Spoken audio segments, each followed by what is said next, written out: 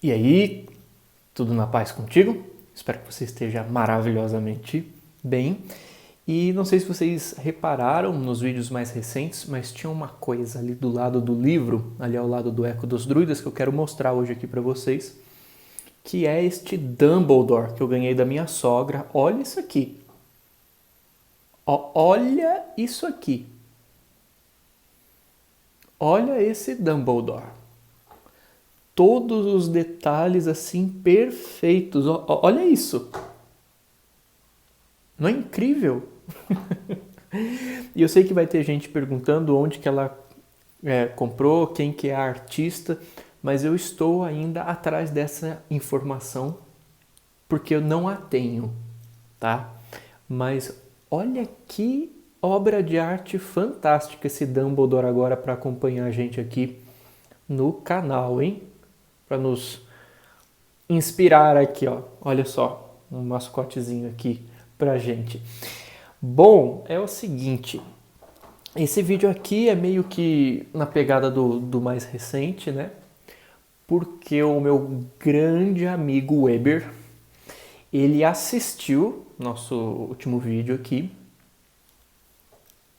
tá aqui embaixo em algum lugar, né, que a gente falava, eu fazia uma análise de como que eu penso hoje sobre aquele pensamento vedantino, né, dos mestres iluminados da Índia, e eu faço uma crítica contextualizada ao meu momento atual e até trazendo isso no panorama da minha vida, que isso já foi muito forte na minha trajetória, a não dualidade, a história da iluminação toda, e eu trouxe para vocês como que eu me posiciono diante disso hoje em dia, o que que eu aprendi, o que que a experiência foi me ensinando, como que eu fui me amadurecendo em relação a essas coisas. Contei uma porção de experiências para vocês, e o Weber ele mandou uma mensagem dizendo o seguinte. Ele começa assim: WhatsApp! Você já assistiu na Netflix o filme Febre do Rato?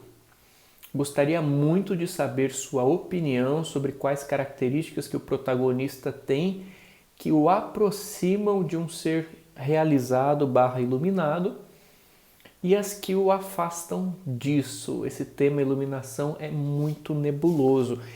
E na verdade verdadeira, eu respondi para o Weber, a gente teve uma conversa super longa em torno desse assunto e a gente viu que isso dava um vídeo.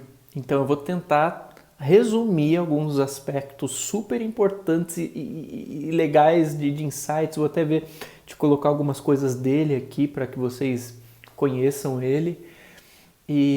Mas olha só que legal.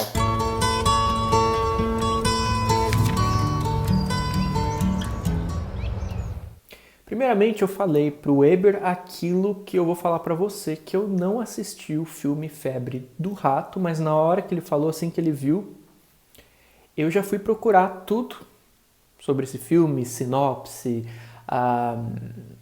matérias, tudo, resumo, crítica, para entender e também para me preparar, para me programar para o que eu quero assistir. Então estou gravando esse vídeo antes de assistir e faço um convite para que a gente possa, inclusive, assistir juntos. Tem na Netflix, como ele disse, o filme se chama Febre do Rato. E aí a gente pode assistir juntos esse filme com esse olhar um pouco mais preparado, né?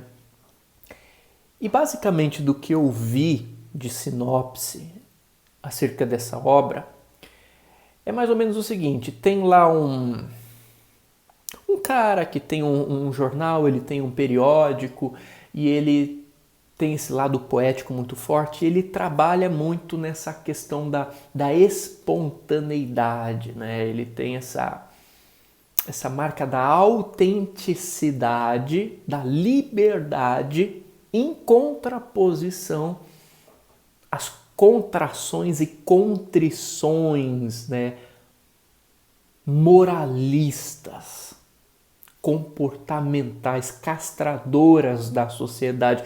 E a gente sabe que desse tipo de reflexão surgiram muitos gênios, né? Não significa que tudo aquilo que eles traziam era de fato algo perfeito, maravilhoso.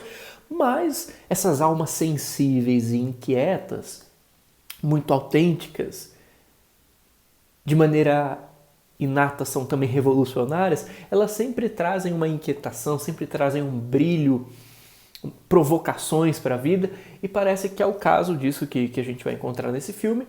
E ele questionando, né? Diante desses traços de liberdade, de autenticidade, de questionar o status quo, o quanto que tem ali, ou poderia ter, de realização espiritual ou de iluminação. Porque, de fato, né, às vezes a gente imagina os grandes seres espirituais, ou, aliás, fizeram a gente imaginar, idealizar os seres espiritualizados como aquele cara ou aquela mulher que sorri o tempo todo, que fala manso, que são super pacíficos e tal. Só que se você já viveu o tanto que eu já vivi, ou até mais, você já chegou a perceber que são justamente essas pessoas, muitas vezes, que às vezes são as mais perversas. Às vezes aquela pessoa que é direta, que ela fala o que tem que falar, que ela é humana e tal, às vezes ela é muito mais equilibrada do que aquela pessoa assim, que se faz de santa o tempo todo para os outros e para si, para querer convencer, para entrar dentro de uma caricatura, de um papel estereotipado dentro do imaginário dos meios espiritualistas, mas que no fundo, sim, tá ali alimentando um monte de conflito, um monte de coisa que fica aprisionada, que fica implodindo ali dentro, né? E chega uma hora que a pessoa estoura e você vê que, opa, não é bem assim. E na verdade, às vezes a gente vê que aquelas pessoas que a gente menos espera, às vezes trazem coisas genuinamente grandiosas. Então, assim, a nossa conversa começou basicamente colocando o seguinte, que eu vou trazer aqui também nesse vídeo, né? Que a gente aprende a pensar em iluminação espiritual ou realização espiritual como uma meta estática. Você atingiu a iluminação. Ponto. Você atingiu a realização espiritual. Ponto. Game over. Você zerou a vida. Agora você é o mestre ou a mestra iluminada. E tem todo aquele, né, o imaginário que se cria em torno de, nossa, é o cara iluminado, a mulher iluminada e tal. Só que pouca gente ensinou a gente a olhar para esse assunto não apenas como uma meta estática, mas sim como um processo dinâmico e contínuo. Porque parece ou que o cara é iluminado ou que ele não é iluminado e ponto final. Mas será? Será que a realização espiritual não é uma coisa muito mais complexa, muito mais dinâmica?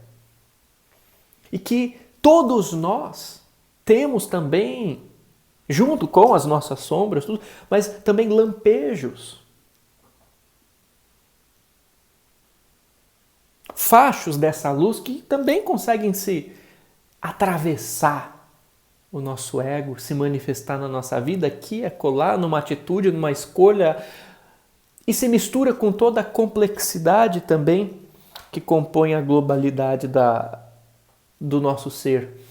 Será que nós não somos seres em processo de iluminação da consciência? Algo que avança, que é contínuo e que está muito além daquilo que o nosso orgulho espiritual e das nossas projeções culturais assumiram em torno do assunto. Aquele é iluminado e ponto final, ele não precisa de mais nada, está tudo certo. Então, essa é a primeira questão para a gente pensar. Será que essa iluminação espiritual, ela é algo estático, pronto, acabou? Tá finito, agora o cara atingiu lá um estado de consciência, ele já pode se achar o novo avatar da nova era, ele tem autoridade sobre tudo, o ego dele já conseguiu integrar aquilo de uma maneira perfeita, não precisa mais também se aperfeiçoar, não precisa se educar, não precisa aprender como traduzir aquilo no nível da personalidade, enfim, pronto, acabou? Ou será que não é algo muito mais rico? Essa é a pergunta que a gente começa. Depois, é o seguinte, essa história do jornalista do filme me lembrou muito aquela ideia da louca sabedoria que a gente vê, por exemplo, muitos mestres tibetanos expressando aquilo, que é, eu vou tentar resumir de uma maneira muito pobre, mas é uma forma, é uma escola de pensamento espiritual compartilhada por algumas grandes mentes e algumas não tão grandes assim, e a gente vai falar sobre isso, que se apropriam desse discurso para querer justificar suas cagadas, mas a louca sabedoria é algo que existe dentro de algumas percepções ou perspectivas espiritualistas, né? Na Ásia, principalmente, no Tibete. Chogyam Trungpa, por exemplo, foi um grande representante dessa ideia, mas é que é aquela coisa de você buscar essa realização espiritual e traduzir ela na sua vida, não necessariamente de modo a compactuar com as formalidades daquilo que a sociedade acha que é espiritualmente aceito ou espiritualmente evoluído. Então esse é um meio de quebra de paradigma total. O cara que atinge essa compreensão, muitas vezes para questionar, para provocar a sociedade, os seus costumes, ele vai agir de um modo que não é aquilo que você espera de um grande mestre. E fazendo isso a partir de um outro nível de consciência, e não de um nível de consciência banal, ele vai fazer você refletir sobre muitas coisas. Qual que é o problema disso? O problema disso é que a gente não precisa nem falar muito, é que quantas pessoas também não se apropriam desse discurso para justificar atos injustificáveis nesse meio. A pessoa, ela despiroca na ideia de que ela é iluminada e ela usa essa fascinação, essa ilusão para querer justificar os deslizes do próprio ego que sequer está preparado ainda para sintetizar em si, para dinamizar, para traduzir nos seus gestos humanos um pouco que seja daquela luz grandiosa que essa pessoa julga de fato ter alcançado, e não que ela não possa ter alcançado vislumbres, experiências de supraconsciência, de consciência iluminada, uma grande experiência mística. Às vezes é uma experiência autêntica, só que o ego não está amadurecido para saber lidar com aquilo. E quando ela sai do êxtase, ela encontra as responsabilidades do mundo, e quem media essas responsabilidades, seu espírito, é o ego, que está presente. Porque ele ajuda a estruturar nessa dimensão que a gente está a globalidade do ser que somos. A realização, ela acolhe, ela inclui. A realização, ela não nega. A realização não vai matar, destruir seu ego e você vai ficar dissociado. Isso não existe na psicologia. A realização é um processo de você ir além do ego, ver que você não é ego, que você não é corpo, que você não é mente, que você está além da ignorância, que existe uma luz, uma consciência para além, para cima disso tudo, ok, beleza? Mas existe um processo de integração disso depois. Porque quando você abre os olhos depois do êxtase, do samadhi, na meditação, você tem que lavar a louça. Como que seu ego vai lidar com aquela experiência que você teve agora? E muitas vezes o ego entra pela porta dos fundos e se apropria daquela experiência e acha que ele é o bom. Sendo que você só experimentou aquela bem-aventurança porque você foi além dele.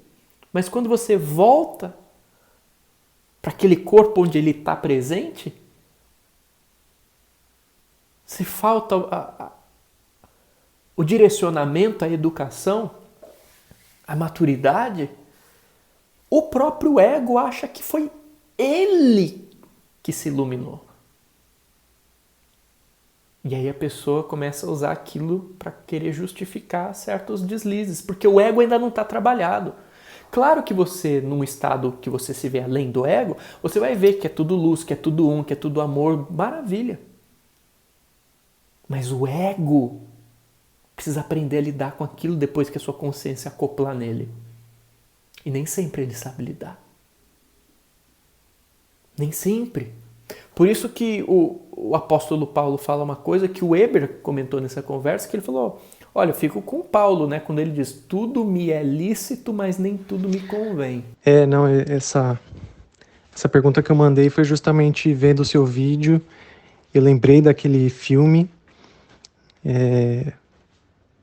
enfim, eu não vou dar muito spoiler, né, mas fiquei com super curiosidade de saber se você tinha assistido e o que você tinha achado nessa perspectiva aí de uma pessoa realizada, uma pessoa liberta, uma pessoa iluminada, etc. E depois do que você falou, puta, cara, recentemente, assim, teve um amigo e a gente tinha muito esses embates, assim, né, de que ele é muito nessa linha, assim, não, tem que fluir, se você fala não para uma coisa, é que você tem resistências, tem crenças, você tem trauma, etc. E, enfim. E aí o que eu falava é assim, cara, pô, você consegue, com justificativas dessas, consegue passar o pano para qualquer coisa, né?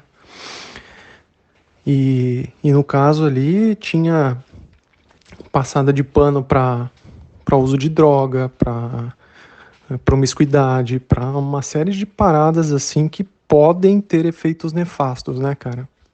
Podem, por exemplo, comprometer o nosso veículo sagrado do corpo, né, bicho? Então, fico com Paulo.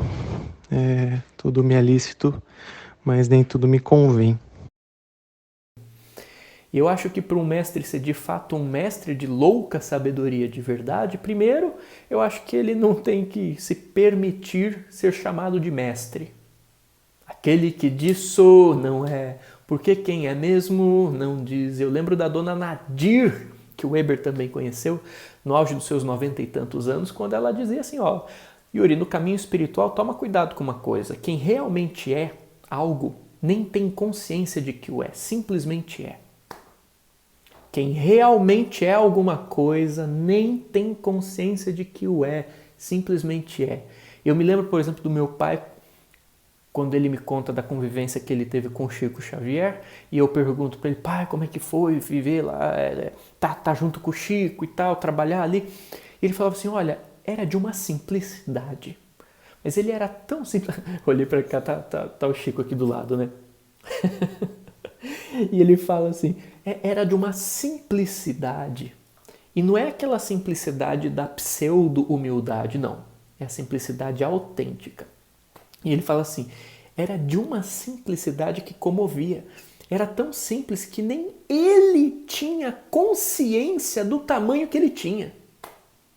Meu pai diz. Isso era óbvio, você percebia isso, que ele não tinha consciência do tamanho dele.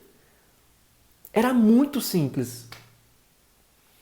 E aí eu lembro da dona Nadir, né? Aquele que realmente é alguma coisa nem tem consciência de que o é. Simplesmente é. Não está forçando, não está barganhando, não está querendo agradar, não está querendo se enquadrar num estereótipo, vestir uma caricatura, trejeitos, não. É a fragrância da alma da pessoa. A partir de um estado elevado de autoconhecimento. De um estado elevado de amor. Aquilo flui.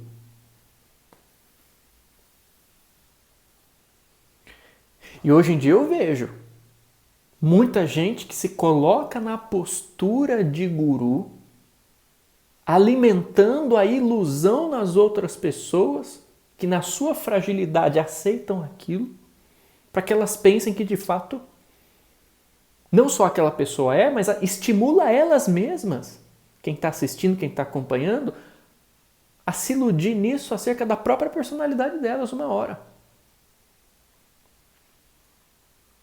Claro que existem grandes mestres. Tem mestre que realmente, por exemplo, o caso dos avatares, um Baba, um Jesus, um Krishna, é muito fora da curva. Não são sujeitos que vieram para a Terra, tiveram uma questão, um conflito, aí se iluminaram. Não, os caras já vêm pronto, é outra coisa, é muito fora da caixa, é muito exceção. Mas agora, quem está aqui na Terra está num processo constante, não dá para você cantar a vitória antes do tempo. Por isso que eu não gosto muito desse negócio de quando você se tornou desperto para a espiritualidade. Não!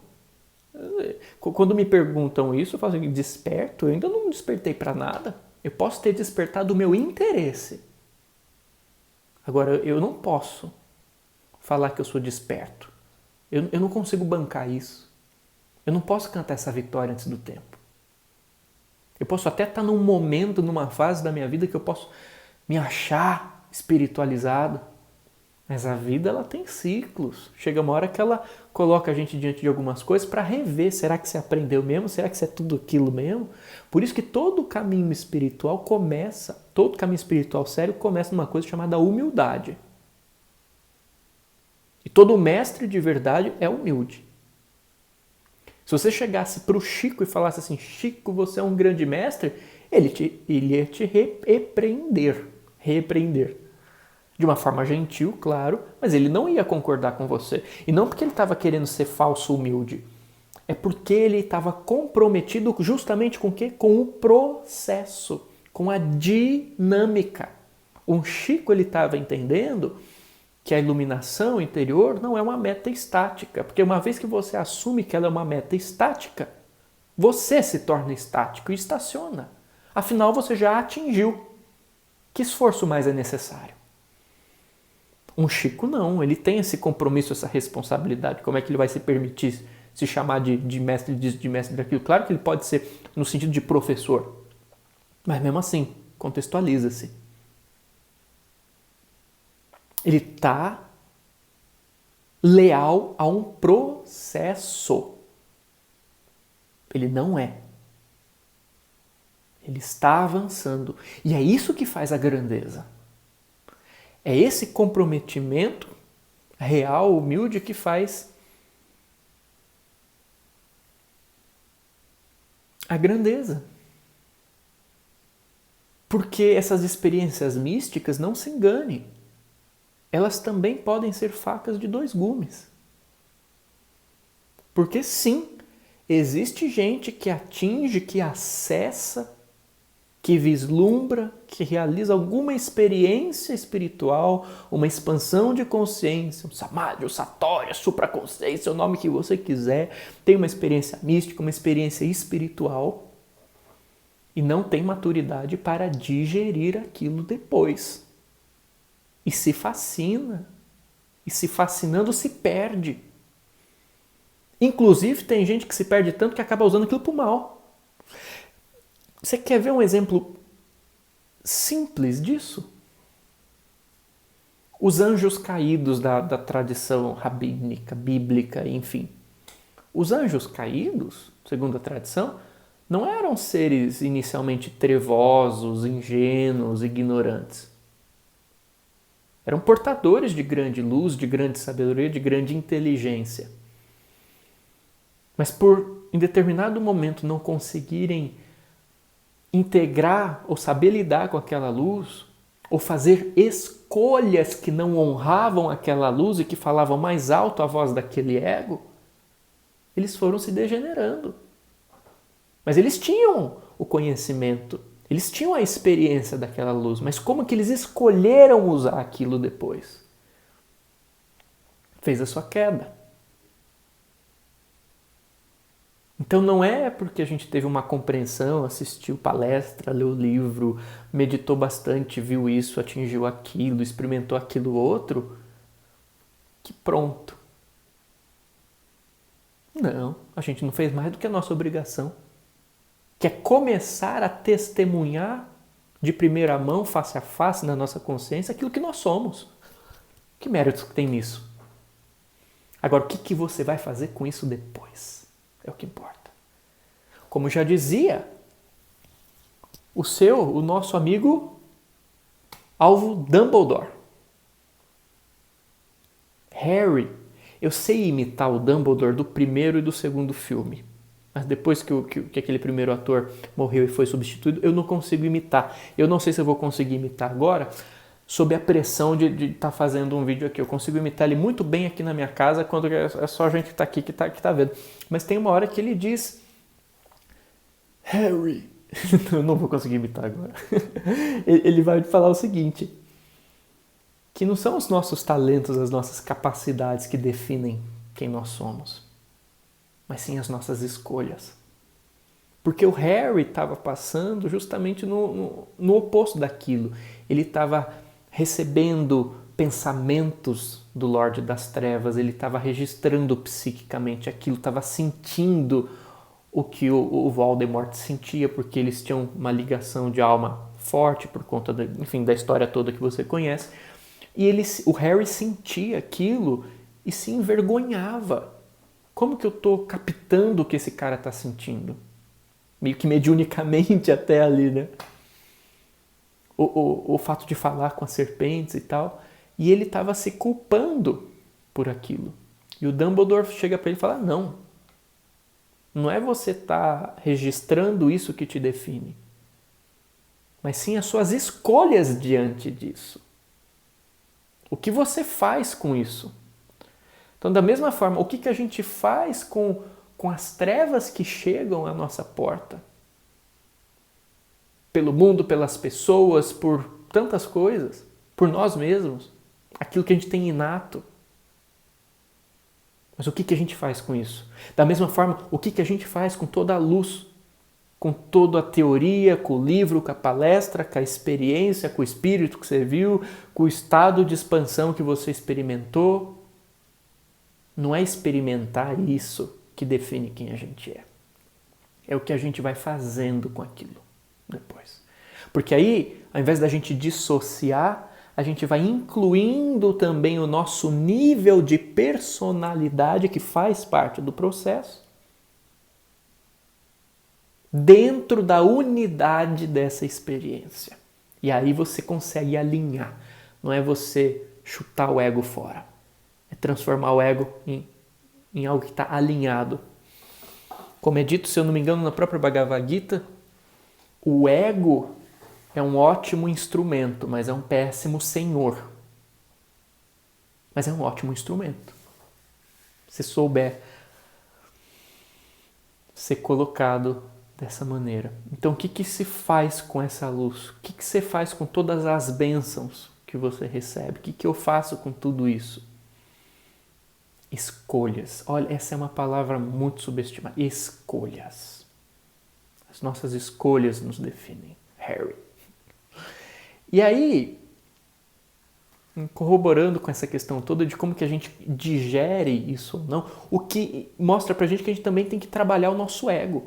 O nosso ego tem que estar educado. O nosso ego tem que estar trabalhado para ele conseguir comportar aquilo com humildade e com o mínimo de sensatez depois. Para que, ao mínimo contato com essas experiências, o ego já não deturpe tudo aquilo e saia fazendo um monte de burrada. Inclusive, usando essa experiência para querer justificar suas burradas. Porque tem isso também. E esses são os falsos gurus da louca sabedoria. Não que não existam os verdadeiros, estou falando, né, dos falsos. Que são aqueles que, inclusive, após terem certas experiências espirituais, começam a se achar acima do bem e do mal, entendeu? Eles são tão autoridade, porque eles viram uma luz tão grande, porque eles acham que eles são tudo aquilo, que eles acham que eles podem fazer qualquer coisa, inclusive aquilo que é ilegal. Afinal, eles são bons demais, entendeu? Eles são uma exceção. São muito iluminados. Baboseira. E aí existe, para corroborar essa história toda, uma teoria que se chama Teoria do Guru da Zona Intermediária. Tem até um autor chamado Arjuna Ardaghi, que publicou um livro chamado The Luminescent Revolution, que é um pessoal também muito ligado à questão da psicologia transpessoal da linha do Ken Wilber, que eles vão trazer essa teoria do guru da zona intermediária. O que seria o guru da zona intermediária, para você entender? Eles vão classificar os níveis de aprofundamento, de expansão da consciência, né, numa escala. De zero, né, da ignorância pura, da contrição pura, né, da ignorância mesmo, até a libertação completa que você vê nas escrituras da Índia e aquela coisa toda, né?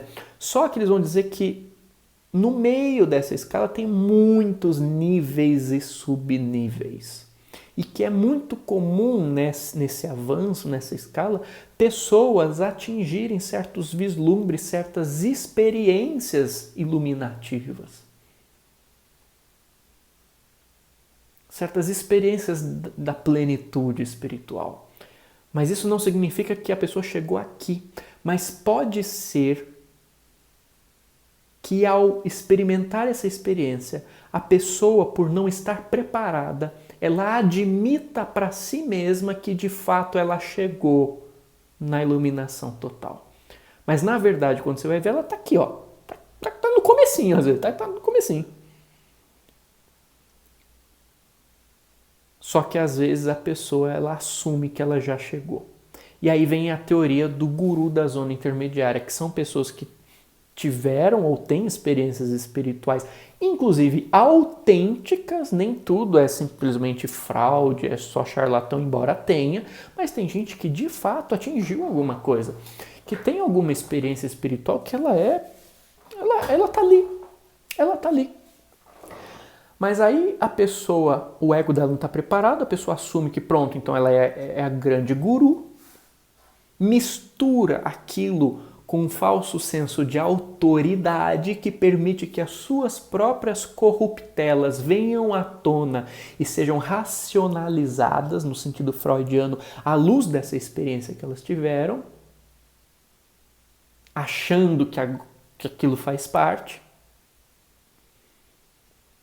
Mistura-se essas corruptelas do nível da personalidade com aquela experiência que a pessoa não teve maturidade para digerir, para integrar saudavelmente no seu aspecto. Porque, gente, não é porque a pessoa teve uma experiência mística que isso é necessariamente, em todo caso, algo bom. Tem gente que pira no sentido assim, de não saber lidar. Tem gente que se perde. Por isso que tem que ter educação antes. Educação espiritual precisa ter valores humanos, a pessoa precisa estar contextualizada. Não é você chegar simplesmente em alguém que não faz ideia de nada e forçar a consciência da pessoa a se expandir. Ela não tem referência. O nível humano dela não tem referência para lidar com aquilo depois. Você precisa trazer o conhecimento, a contextualização, a maturidade. Não que eu tenha essa maturidade para estar falando para vocês sobre ela, mas posso falar dela. Acho que vocês entenderam, né? Enfim, e o que acontece? Às vezes essa pessoa está muito longe daqui, ela está aqui, mas ela assume que ela já chegou aqui e ela começa então a se iludir e se apresentar para o mundo e para si mesma, o que é pior, como se ela fosse a grande liberta, a grande iluminada. E aí, claro que não é, claro que quando você assume que você já conseguiu isso, volto a dizer, você para, porque você já atingiu, entendeu? O que mais você precisa fazer? Que esforço é necessário? Tem muita gente que assume que não, agora eu só ficar aqui de pança para cima, ensinando os discípulos, porque eu já atingi tudo. E aí a pessoa deixa a vigilância espiritual dela de lado, deixa de avançar, a humildade já foi pro saco há muito tempo, o orgulho entra em jogo, a positividade tóxica aparece, o ego espiritual assume, as manias de controle da pessoa estão ali, começa a manipular sem perceber. O narcisismo dela encontra palco. Pronto. Aí ao invés dela conseguir continuar, ela fica estacionada e estraga a vida de todo mundo que está em volta. É daí que você vê tantos casos que a gente vê de pessoas que se dizem gurus envolvido em tudo quanto é tipo de escândalo. E não que essas pessoas não atingiram experiências espirituais de fato ok, mas é que elas não souberam ainda integrar aquilo ou assumiram que elas são muito mais, ou o ego delas assumiu que elas são muito mais do que aquilo que elas realmente conseguiram trazer daquilo para a vida delas realmente. Claro, aqui a gente não está falando dos casos de calúnia e difamação que existem sim também nesses meios e a gente não pode ser ingênuo. Nem todo cara que as pessoas falam mal de fato o é, e vice-versa. Não é porque também não falam mal que realmente é tudo aquele santo. Mas assim, por isso que é importante a gente avaliar a partir do prisma da perspectiva humana. Pé no chão, essas coisas, para a gente não se fascinar, não se iludir. Então essa teoria do guru da zona intermediária, ela justifica, ela vem inclusive para trazer luz sobre esses assuntos, né? Quantos abusos você não vê, quantos escândalos de gente que está lá pagando de mestre da luz e a própria pessoa acredita que ela é.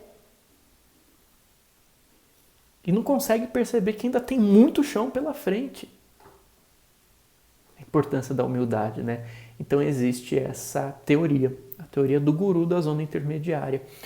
E, gente, você não precisa, veja, nem ir muito longe, não precisa pegar aquele pessoal que, né, que está mais em evidência. Olha, de um tempo para cá, quantos relatos eu já não recebi de jovens no Brasil, por meio de expansores da consciência, enteógenos, ayahuasca, por exemplo, que expandiram a consciência, tocaram níveis inefáveis de percepção, mas quando voltam, se não tem a orientação adequada, bicho, eu não posso falar muito, porque eu nunca tomei a medicina, o chá da ayahuasca, não pretendo, não faz parte do meu caminho, não tenho nada contra, acho que, enfim, faz parte da natureza, se for usada com sabedoria, pode trazer um grande, enfim, benefício, mas não faz parte do meu caminho, não faz parte da minha experiência, eu não tenho interesse, mas a Paola, né, a Paola aqui em casa, ela não só tem larga experiência com isso, como trabalhou com isso durante muitos anos. Hoje não trabalha mais, hoje não consagra mais, ela pode até vir aqui outra ocasião e falar sobre isso com vocês, eu acho que ela tem muita coisa interessante para dizer sobre, né, contextualizar, ela tem hoje uma visão bem madura e equilibrada sobre o assunto, eu acho legal, mas ela mesma, trabalhando ali, ela viu também muito caso de abuso, porque assim, uma coisa é a medicina em si, o potencial daquilo. Outra coisa é a apropriação humana. E aqui que você tem as deturpações, as ilusões, a forma como o ser humano começa a usar e às vezes a abusar daquilo. E sim, tem lugares que a pessoa que está lá conduzindo, ela se associa àquele ambiente de modo a falar assim, olha a experiência maravilhosa que você teve, ó, eu que estou aqui por trás, entendeu? Então, assim, mesmo me fingindo de humildão aqui para vocês, né, eu não sou nada, aquela coisa assim, aquele papo, né, manjado, às vezes a pessoa projeta muito as coisas na parte humana, que não esclarece, e você vê seitas nascendo. Então a experiência ela pode ser autêntica, mas como isso é orientado depois é um assunto muito mais complexo. Não que não possa ter muita coisa boa, que com certeza tem. Isso aqui não é falando mal da coisa. Volto a dizer, eu nem tenho o que falar sobre isso. Vou trazer a Paula para a gente conversar e não é uma visão maniqueísta. Mas assim, a gente sabe como é o ser humano. E ela conhece, e eu conheço, gente que vai lá, que tem as experiências maravilhosas e quando volta para cá e tem que viver, a vida da pessoa é bagunça pura. É bagunça pura. É pura desordem, pura instabilidade, pura bagunça, pura imaturidade. E a pessoa ainda tenta se justificar, porque ela se acha tão iluminada de ter experimentado aquilo, que ela acha que aquele estado imaturo que ela está vivendo é o certo, entendeu? Porque, se nesse estado eu experimentei aquilo, então o que eu estou fazendo é perfeito e continua cada vez mais imatura. E agride, prejudica e atrapalha. Isso existe. E não só da ayahuasca, a gente que atinge até por meditação mesmo. Cara, e digo mais, assim, né? Essa questão da iluminação, né? Tá tão envolta, assim, em estereótipos, em uma roupagem da coisa, assim, né? Cara, é muita confusão. Junta com esse conceito bem interessante aí que você falou, do guru da zona intermediária, né? Que faz todo sentido. Eu acho que do que eu te acompanho, é, sei lá, é muito interessante, assim, ver sua trajetória de cada vez mais ser um bicho simples, sabe? Um um bicho, sei lá, que curte as coisas simples da vida e, sabe? É humano. Acho que basicamente isso, né? É um humano. E, e assim, falando pessoalmente, acho que esses últimos poucos anos, assim, também tem sido bem esclarecedores, assim, para mim, né? Tem trazido muita coisa interessante para mim. Eu fiquei um bom tempo assim, né? Depois que eu vim aqui para Florianópolis e aí eu já não tinha mais o grupo aí de Campinas, quando a gente, né, tinha lá o grupo de yoga e tal. Cheguei aqui, pô, me vi sem, sem um grupo de práticas e tal, né? E, cara, me perguntava muito, assim, né? E pedia orientação. Cara, sei lá, por que não se abre alguma coisa dessa pra mim?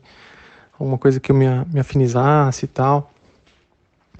E, cara, o que foi vindo é uma coisa muito interessante, né?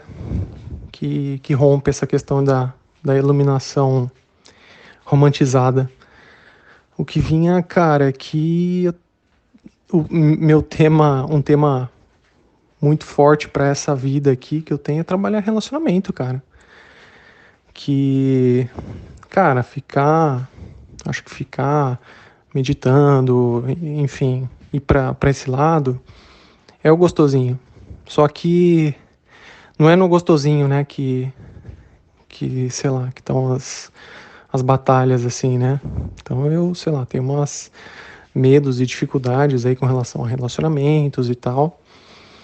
E, e é um negócio que eu vejo que eu tenho que trabalhar, me desenvolver melhor.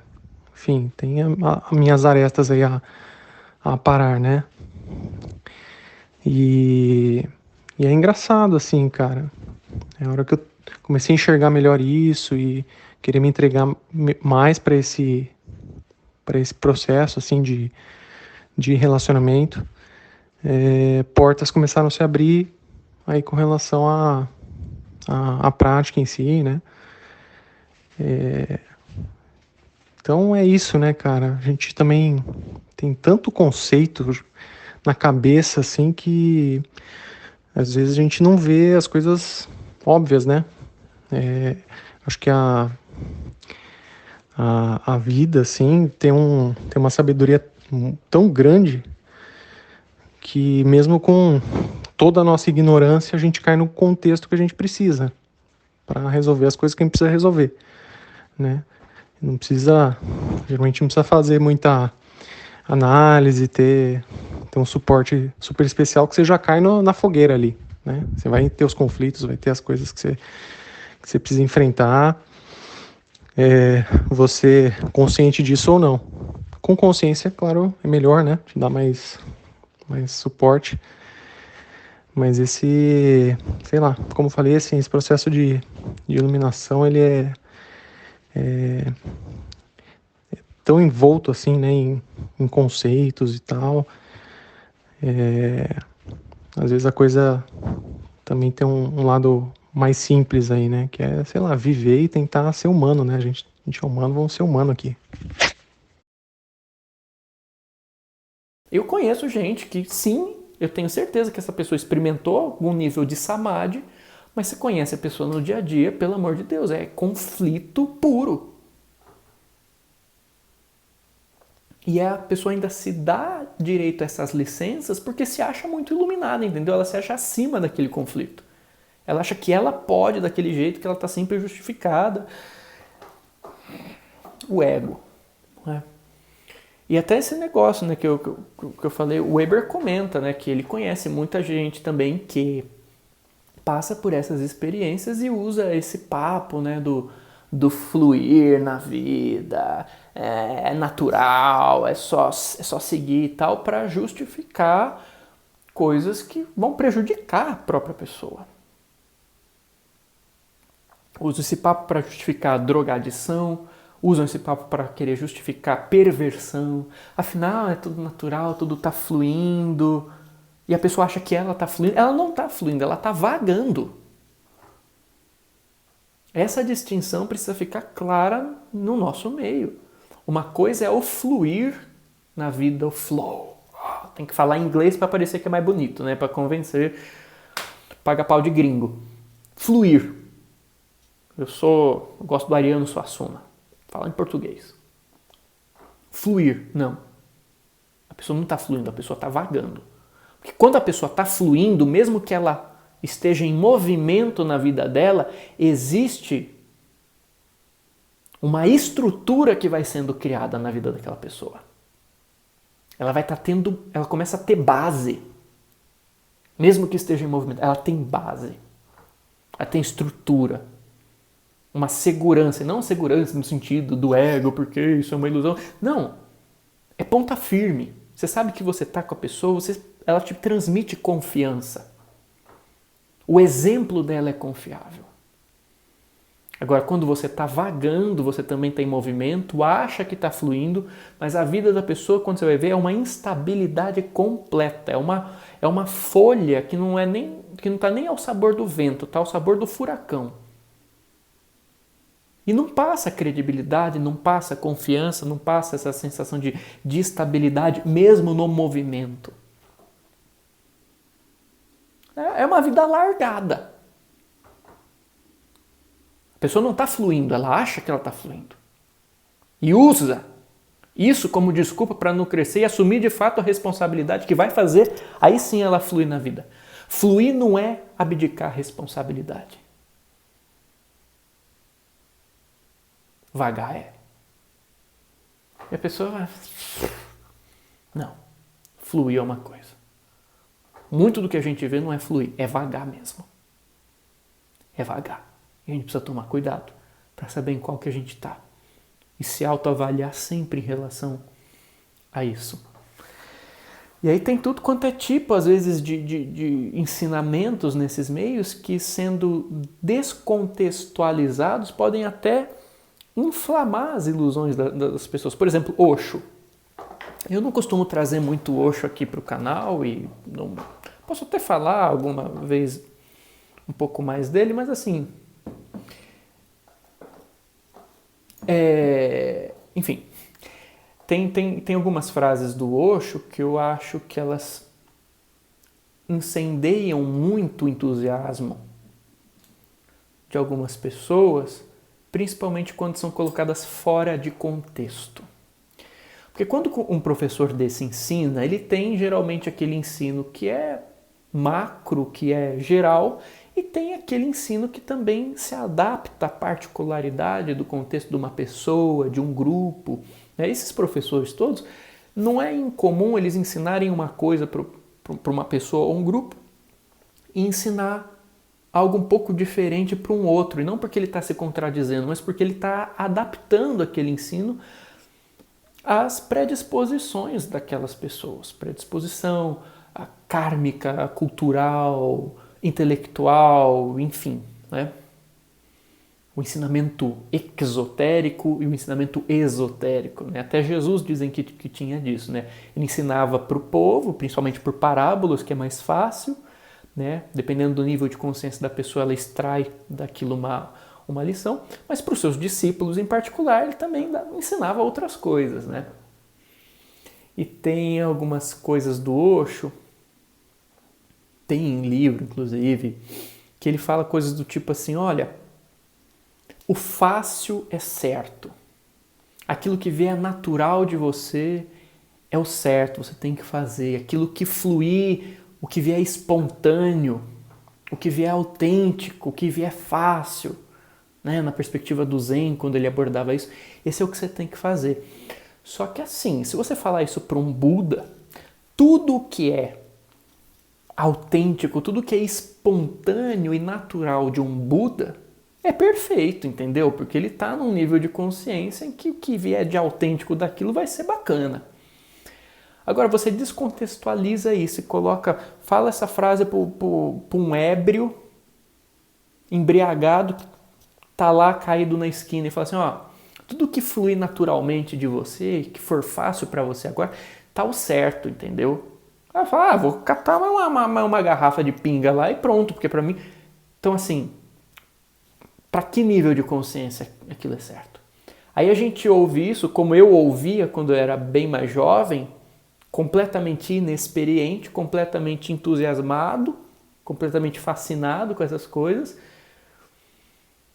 sem admitir que eu precisava aprender muito mais e falava, então aqui, ó, só relaxar, entendeu? Não preciso fazer nada, tudo que fluir fácil agora é a expressão da iluminação subjacente da parada aqui, entendeu?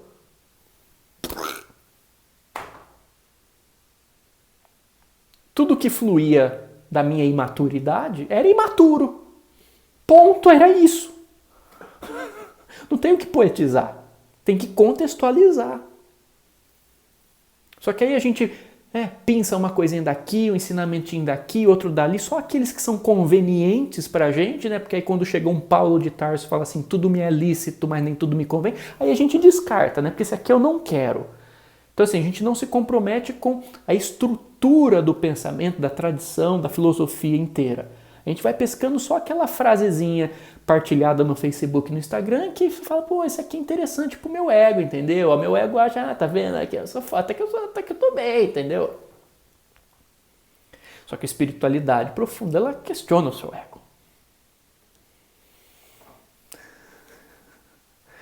E tem uma outra coisa, porque algumas estruturas culturais que a gente tem no planeta acabam, na sua forma de lidar com isso, podem acabar até deturpando um pouco. Vou te dar um exemplo. A gente estava falando no vídeo anterior dos mestres da Índia. E eu estava contando que antes eu achava que tudo que eles diziam era verdade completa e absoluta, porque eu tinha eles como os meus grandes heróis, que eles atingiram a realização de Deus e o absoluto em si, e que ninguém podia ensinar mais nada de superior para mim do que aquilo que eles ensinavam, que eram os mestres supremos. Não, são seres humanos, atingiram sim, tem muito a me ensinar, mas tem também o seu contexto. Eu tenho muito que aprender com muita gente de muitas outras culturas, de muitas outras áreas, inclusive não espirituais, declaradamente assim. Mas você tem culturas que favorecem isso, né? Por exemplo, no Brasil, se você tentar ser um sadhu e ficar meditando na rua, você morre de fome. Isso se uns preconceituosos não aparecerem e te matarem antes, né? Porque a gente é desse... porque o Brasil é maravilhoso, ele acolhe todo mundo, porque ele respeita todo mundo. A gente está vendo que, na verdade, o povo brasileiro é baita preconceituoso e a gente precisa se resolver em relação a isso. A gente precisa olhar para esse lugar. Lembra aquilo que eu falei? Se a gente pensa na coisa como uma meta estática, a gente se estabiliza ali. Quanto tempo a gente não passou achando que não, o povo brasileiro é maravilhoso porque a gente abraça todo mundo, porque a gente não tem preconceito, a gente não tem racismo, nós somos pluralistas. E a gente está vendo que no fundo, a gente não era nada disso. A gente achava que a gente era isso como uma meta estática, por isso a gente parou de perder o esforço como cultura de manter essa busca. Mas enfim, algumas culturas orientais, por exemplo, tem isso, né? O cara vai lá, tá meditando, tá lá em transe no meio da rua, os caras olham, nossa, é o guru, entendeu? Já começa a pôr guirlanda no cara, já começa a endeusar, já começa a venerar. Aí um já conta uma história que, nossa, porque quando ele abriu os olhos começou a chover, nossa, ele manipulou a chuva. Aí o outro já fala, nossa, é verdade, quando ele olhou para mim passou um passarinho, então ele se manifestou no passarinho. Aí já começa aquele fanatismo todo, e não que não tenham de fato mestres reais, não que não tenham de fato fenômenos reais e que tenha coisa séria, tem. Mas você tem uma cultura que ela favorece muito também essa postura. E muita gente, nesses contextos, atingem elevados graus, inclusive, dentro da escala da consciência, mas que não é ainda a realização final. Mas que são abraçados pela cultura, incentivados pela cultura para assumir esse papel de guru absoluto. E aí, ao invés da gente contextualizar aquilo, de filtrar aquilo, de falar, nossa, ele de fato está me ensinando muita coisa boa.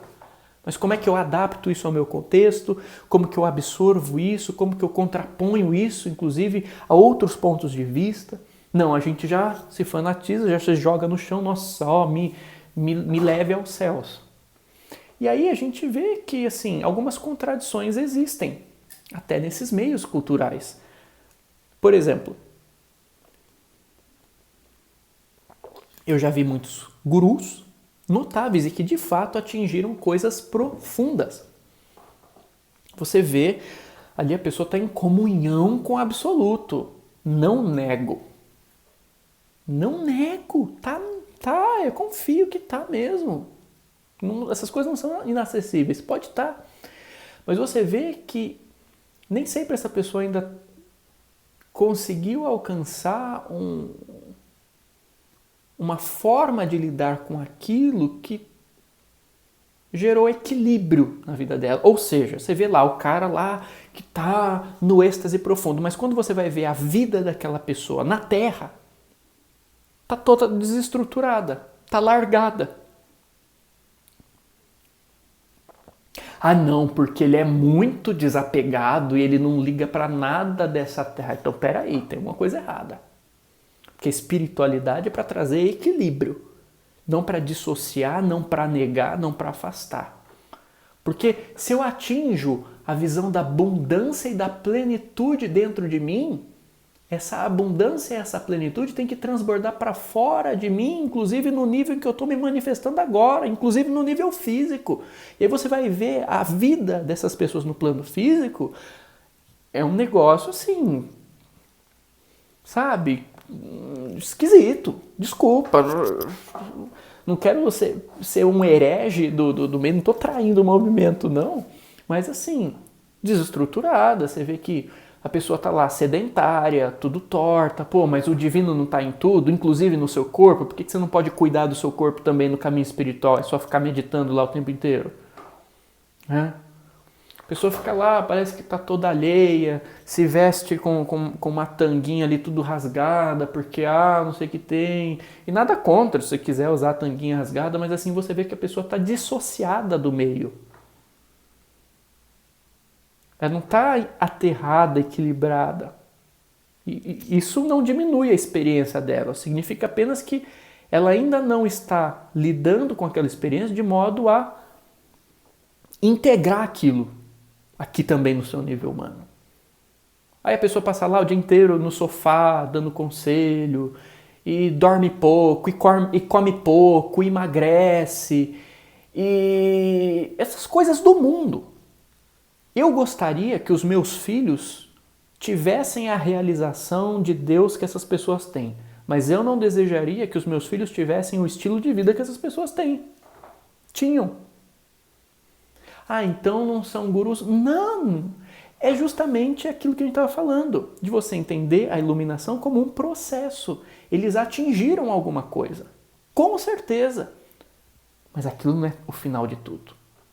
Ainda precisa muita coisa. Volto a dizer, quantos e quantos mestres lá do Oriente que não se achavam os mestres supremos e que achavam que nunca mais iam reencarnar na Terra, assim que desencarnaram, O povo chegou e falou assim, vocês vão reencarnar agora, mas vocês vão reencarnar não é na Índia não, é no Brasil, é nos Estados Unidos, é na Europa, é onde o pau come solto mesmo, entendeu? Quero ver o quanto que vocês conseguem integrar daquela luz ali, ó, na vida, né? É aquilo que o Babaji fala para o Lahiri Mahashaya na autobiografia de um yogi, que os yogis do mundo novo não vão ser os renunciantes que estão nas cavernas, mas são aqueles que estão vivendo a vida do mundo, têm as suas famílias, têm as suas responsabilidades, mas que conseguem integrar a isso também essa vida de crescimento espiritual. Andando em equilíbrio também com as responsabilidades materiais, porque isso aqui também está integrado no reino. Se eu não vejo isso, é falha da minha forma de olhar para isso e não da coisa em si. A gente falou na aula passada, né?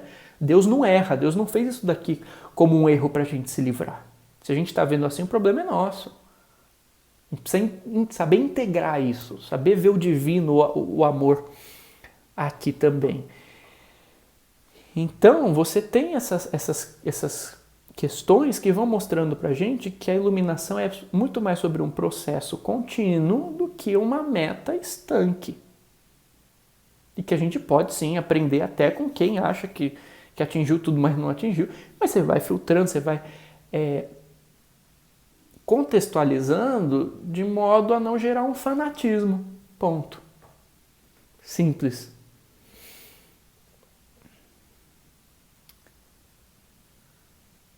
E a gente tem que tomar um certo cuidado também, que assim, a gente idealiza muito gente espiritualizada, ou gente supostamente espiritualizada, né? Porque, afinal, os meios espiritualistas, sejam eles quais forem, seja a religião que for, é tudo cheio de gente de luz, de gente iluminada. Só que não, né, meu irmão? Só que não. Nós que estamos nesses meios somos, na verdade, os mais necessitados. É como se Deus colocasse a gente num intensivo, né? Para ver se a nossa alma realmente, finalmente aprende alguma coisa. Tem muita gente doente, tem muita gente narcisista, tem muita gente esquisita, tem muita gente violenta, tem muita gente em busca de poder, mega ambiciosa nesses lugares. Gente com uma ambição de manipulação, de domínio, de verdade absoluta, de ego inchado. É um meio que tem muita coisa complicada. E não que só tem gente complicada, mas é jogando a real para a realidade humana da coisa. O Chico Xavier falava isso. O Chico Xavier falava. Tinha duas coisas que ele falava sobre isso. Primeiro, que a gente acha que nós somos espíritos muito iluminados, que viemos das estrelas, e isso é muito comum hoje em dia, principalmente entre jovens, né? Você vê os jovens lá pondo no perfil do Instagram, eu sou o filho das estrelas, a semente das estrelas. E o Chico Xavier falava, não, a gente não veio lá do alto, a gente veio da zona próxima, a gente veio do umbral mesmo. A gente tem muito trabalho a fazer. Dos umbrais desse mundo e de outros. E Chico falava isso para tirar esse entusiasmo ilusório das pessoas.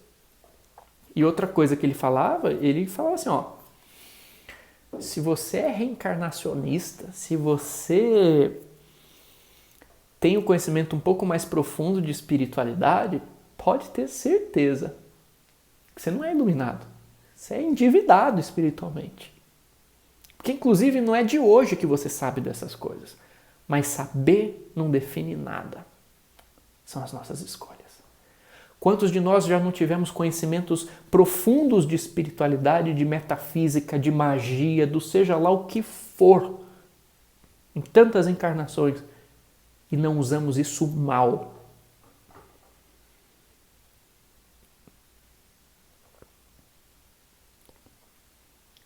Os exilados de Capela, por exemplo, todos com conhecimento espiritual profundo. Sabiam de reencarnação, sabiam de um monte de coisa. Assim como da história da Atlântida, né?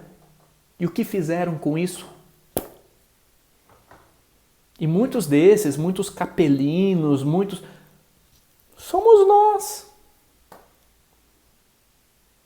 que tivemos acesso a isso e usamos mal. Somos espíritos muitas vezes endividados e não tão iluminados quanto a gente acha. Isso não é para depreciar o nosso caminho, desestimular o nosso progresso, invalidar as nossas conquistas nessa área. Isso é apenas para dar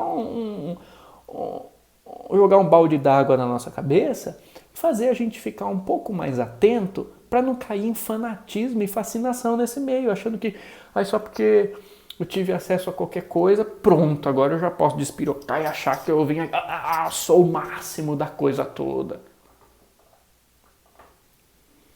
Por isso que a coisa começa na humildade.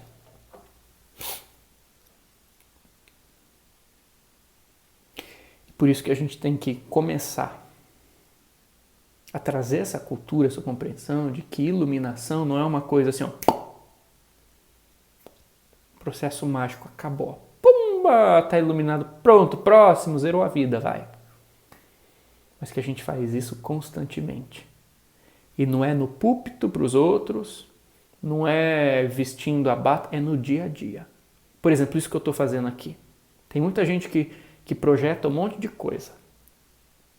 Eu não conheço youtuber de espiritualidade no Brasil, no mundo, não sei, que é iluminado. Pelo contrário. A minha visão, vou falar de mim, tá? Eu estenderia para os companheiros, mas não tenho essa autoridade, então vou falar de mim. Nós que estamos falando, eu que estou falando aqui de espiritualidade para você, não estou falando porque eu sou, tenho toda essa sabedoria. Eu estou falando porque eu sou a pessoa que mais precisa ouvir aquilo que eu estou falando. E não digo isso para pagar de humildão, não. A minha orelha está de fato mais próxima da minha boca. Porque quando eu falo, quando eu compartilho, quando eu trago isso, eu solidifico esses conceitos que eu estou passando aqui em mim. Porque eu preciso disso. Esse é o meu compromisso para comigo antes de qualquer coisa. E claro que por tabela, por conseguinte, eu ainda busco trazer a discussão para que a gente possa partilhar juntos. Eu acho que isso também é importante. Mas esse processo de falar aqui é para mim, acima de tudo. Essa oportunidade, essa bênção que Deus me deu, é para que eu possa alquimizar tudo isso que o meu espírito expressa e fortalecer isso dentro de mim.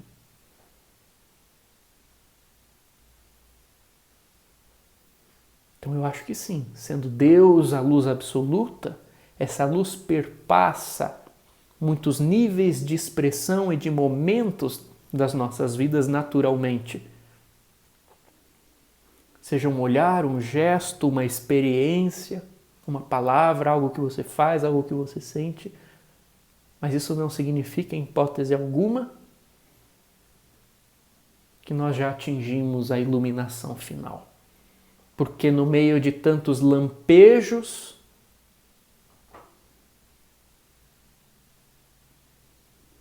ainda resta muita matéria bruta que a gente precisa trabalhar com bastante humildade ao longo dos séculos.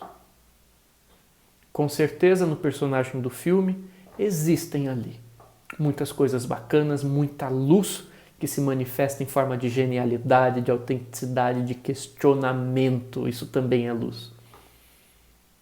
Mas não só porque também é genialidade aparente, autenticidade, criatividade, que necessariamente aquilo também pode estar sendo direcionado para algo bom.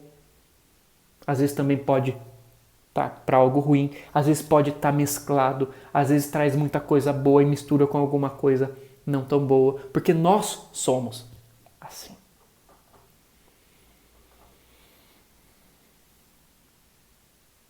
E tudo isso misturado com o lado humano dele, que traz as mesmas vulnerabilidades, fragilidades, questões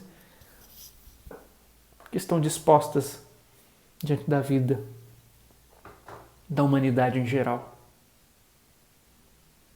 Por isso que nem o orgulho na forma da gente se achar a iluminação pronta, em hipótese alguma.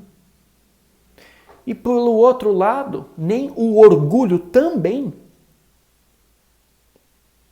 da gente se obrigar neuroticamente a não errar. Não é uma justificativa aos erros, mas é um acolhimento da dinâmica do nosso processo de humanidade. Porque tem gente nesses meios que são vítimas de conflitos imensos porque acham que tem que ser perfeitos. Isso é presunção, não é iluminação. E por acharem que tem que serem perfeitos, tem que representar uma imagem para os outros de suposta perfeição diante não da perfeição real, mas daquilo que os outros romantizam e imaginam que deve ser essa perfeição, sendo que ninguém é perfeito para saber. E aí você vê a pessoa se afundando num poço de conflitos. As características da nossa humanidade, elas precisam ser acolhidas, inclusive para que sejam trabalhadas, inclusive para que sejam transmutadas e não reprimidas. Continue a nadar. Eu acho que isso resume essa questão. Um beijo na alma, fica na paz, brilha sua luz. Te convido também para ser meu aluno de meditação. Vou deixar aqui embaixo todas as informações, tá bom? Se você quiser também ajudar o canal, vou deixar o Pix aqui em algum lugar. Um beijo na alma, fica na paz, brilha sua luz e receba um abraço do tamanho do sol.